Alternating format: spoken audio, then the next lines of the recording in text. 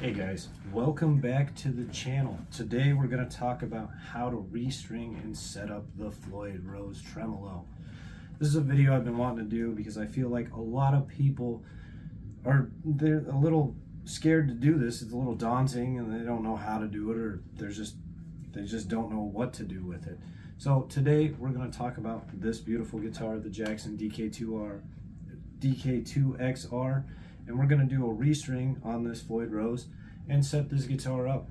I hope you like it. Remember, like and subscribe. Leave me a comment down below. Tell me what you want to see, what you are scared to do, or what you don't know how to do and you want to learn how to do it. All right, let's get into this.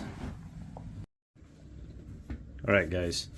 So I wanted to do a quick video just for you guys and show you how I restring a Floyd Rose tremolo. Because I know a lot of people buy something like this, like my Jackson DK2XR, is like a step-up guitar or something like that, and to get into, playing with a tremolo, or even trying to do dive bombs and things like that. And then they get into restringing this and they have no idea what's going on. So I just wanted to do a fast video for you guys on how I do it. I've already got this one all, unstrung, cleaned up, oiled the fretboard up here, made it look nice and feel good again, cleaned it all off. I use a Tremel X, so right there, if you can see that. What that does is it blocks the trem upward so it doesn't fall into the body, since it has no string tension right now. That's kind of what I do, just to make it easier on myself. I also like to get all my tools that I might need, whether it be this little tiny Allen wrench for these guys and the locks up here on the top, which I'll pan over to when we get up that far, ready so that I have them close, so that way I don't have to dig for them or try to find them. I like to get my strings ready too. I always use Diodario XL10s. They're my preferred string. They're my favorite. I wouldn't use any other string. So here we go. Let's get into this. So we're going to open our strings up. Ooh, nice shiny new string. Oh yeah, look at that. That's nice. And then the way I do it is I get my strings out, I get everything clean, I get it all ready. I get my string winder or cutter, that way I have it with me. And what I like to do is, my preferred way to do this is I will unwrap my strings, put them down, get my 6th string ready here.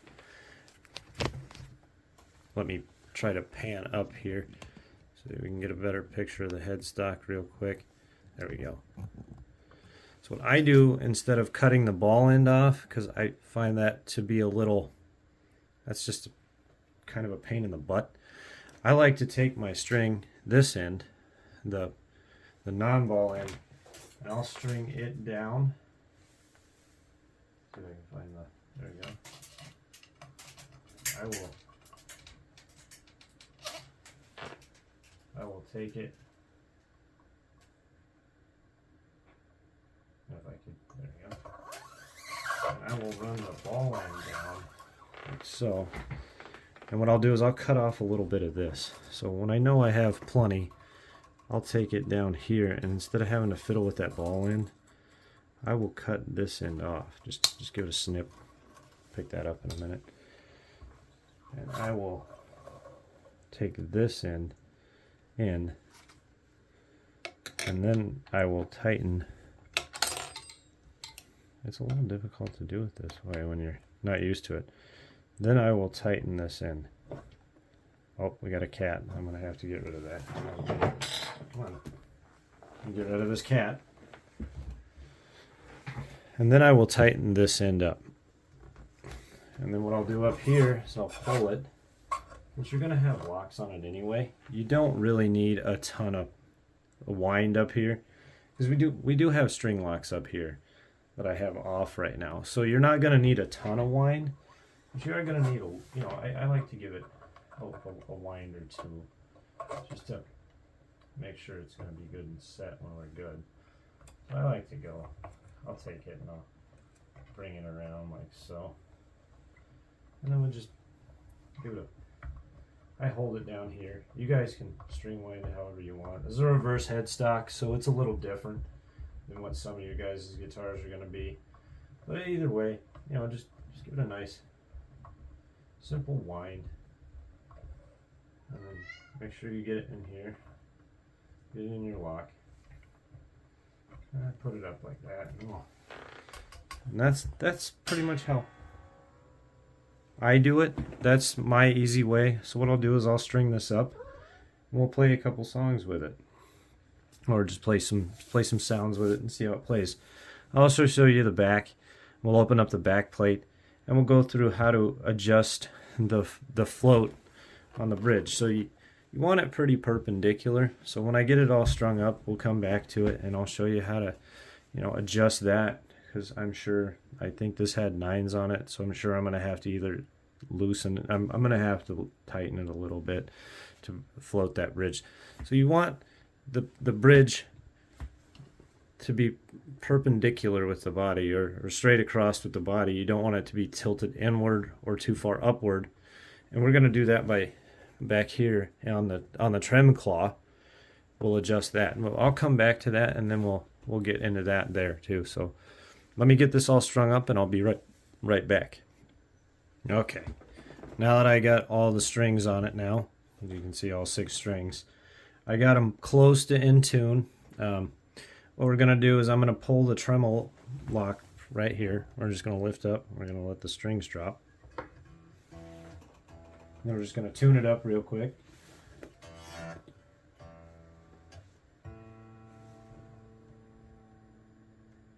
Which usually takes forever, because on a floating trem like this, the tremolo has to reach equilibrium with the string pressure on pull and the trem spring pull. So what it does is it creates an equal amount of pressure on both sides, which lets it float like it is right now. So you get that up down pull on it, so you can get those crazy dive bombs and stuff like that. So tuning these, what I like to do after I restring them is I like to leave I'll put the locks back on, but I'll leave them loose for a little while. That way I can adjust everything and get the tuning back into okay before I do everything with it. So when you're doing it, the best thing to do is to try to get it in tune as close as possible for, you know, like right now, my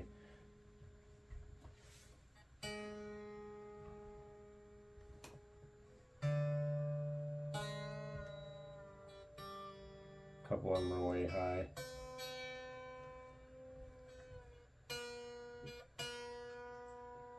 So we'll just get it tuned up pretty close.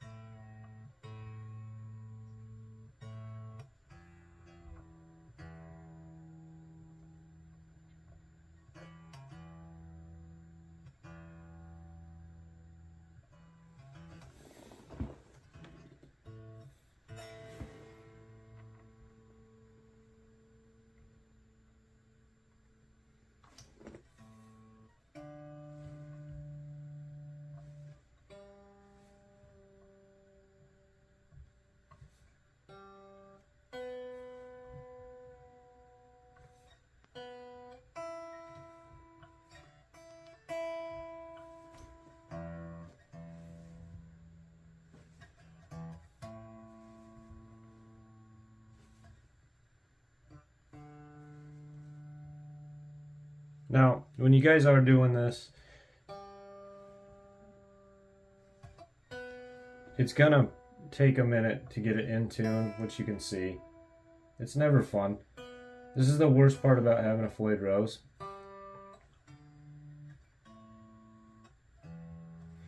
Is getting it back in tune after a restring. Even when you change tunings on these, you have to balance it. So if you were to say go from E standard, which this one's going to be in right now, and you wanted to go to drop D, it's going to cause a shift on the tremolo because the string tension's not going to be what it was before. So you're going to get a pretty major shift in the string tension, and that's going to cause the tremolo to move. So I just tuned this one into E standard, and actually the trem, I don't know if you can, there, is pretty flat with the body. So what you want is you want it to be pretty perpendicular. I don't know if you can see that very well, but let me grab this flashlight. Maybe this will shine a little light on it there. See how that trem is pretty much even with the body? That's how you want it to be. You want it to be sitting pretty perpendicular, or pretty level with the body. And this one right now is perfect. I didn't think it would be, but it is perfect. So what I'll do is I'll throw the locks back on it. We'll open the back plate up, and I'll just walk you through if you needed to adjust the rear tension on the trem springs, how you would do that with the claw. So give me half a second here. Throw these locks back up here on the neck. I know if you guys have one of these, you know it's got locks on the neck. You should be pretty used to that. So the way it works, a Floyd Rose is a double locking trem. So the strings get locked down here and here. These little blocks. I can get this out. Here you go. So they get locked in there with those little blocks. Back here is the 6 screws that hold it, or if you have a 7 string, that'll be 7, or just depends. But what it does is it locks there, and then it locks up here. And when the strings are fully stretched, if you're doing dive bombs or a lot of trem flutters and stuff like that, it keeps them in tune. It keeps them from, you know, bouncing around and tuning all the time.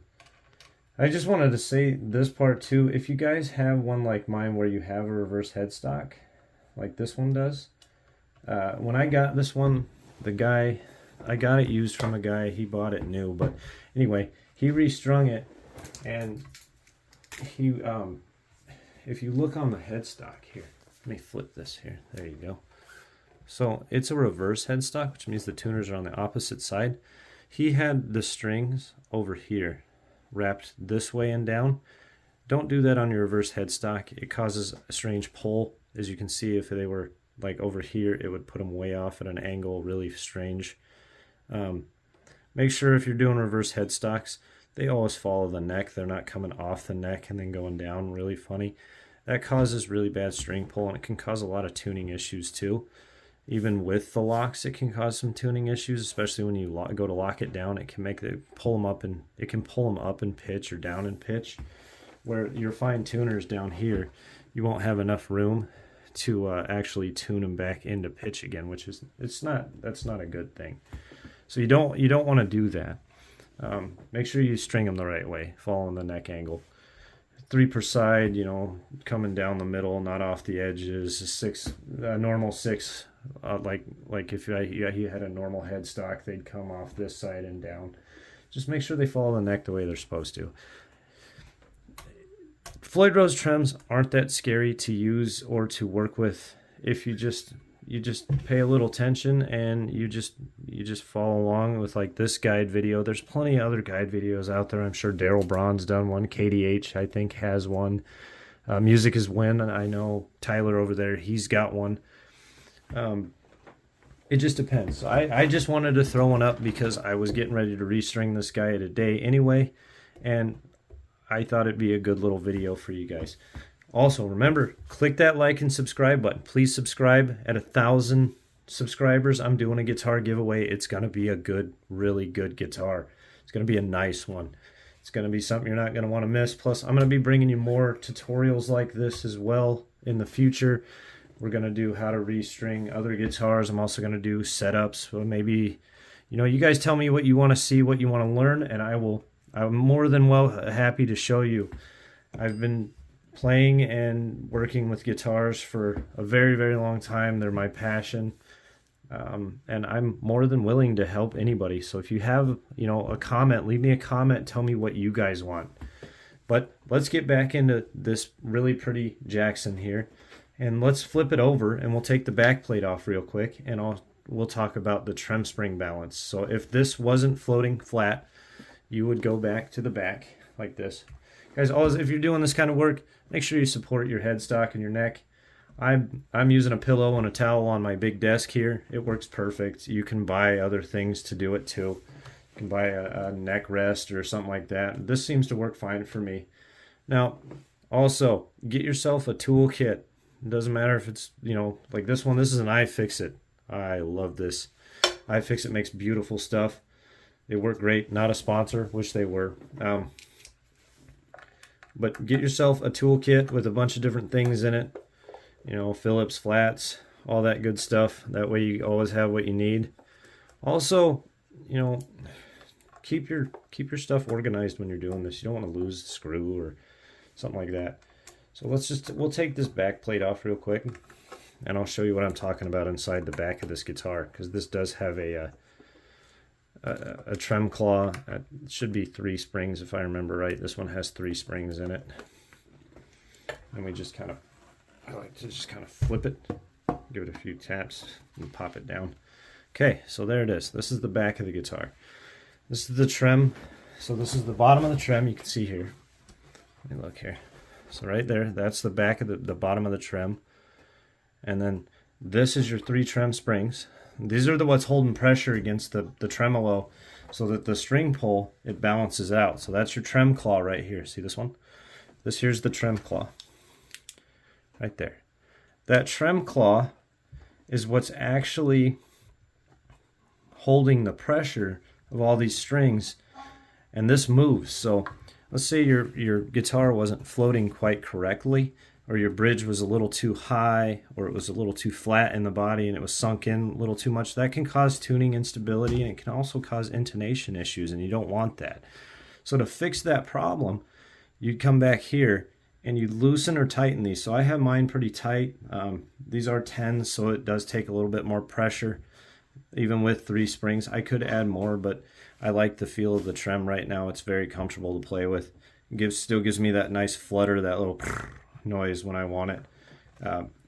So you can, if your strings, let's say you go to a really, really heavy string though, but you're in drop, you shouldn't need more than 3. If you are going to super heavy strings, like let's say you're going to go to 11s, even 12s, I don't know why. If that's your thing, that's awesome. You're going to need to add some springs in here to counteract that pressure on those strings.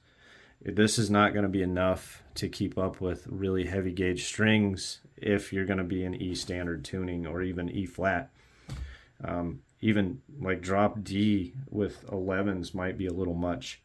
So like if you're a heavy metal guitarist and you're in C, you're going to be fine. Or even B or A, like baritone tuning or even A tuning, you should be fine.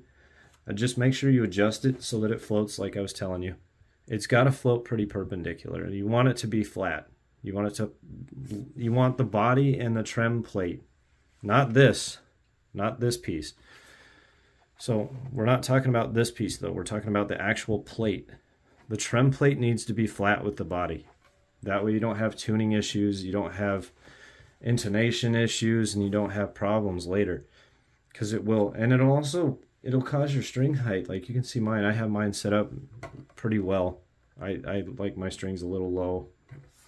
So you can see if that bridge was floated way up, it's going to lift your strings way off the fretboard. You're not going to have room. It's going to play real crappy. So guys, make sure you check that when you're setting these up.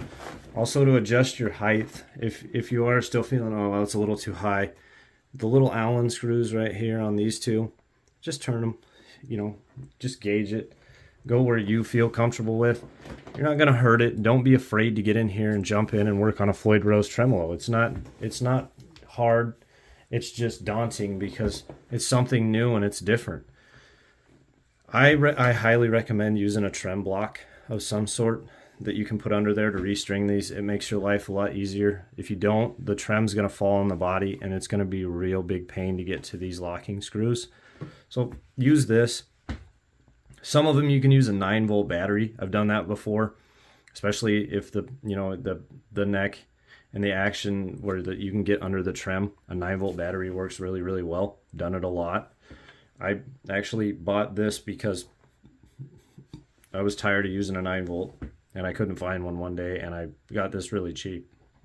It works really well. I think it's like you can find these at like any of the like Amazon or anything like that, and they're pretty cheap. I think they're like $17, maybe somewhere in there, and it works great. It's padded on the back, holds it nice and firm, doesn't jump out. But that's it. That's how easy it is to restring a Floyd Rose if you just take your time and you know, make it easier on yourself. Don't make this harder than what it really is. It's not hard. It's very simple. Follow along with the video. Like I said, it's really that easy.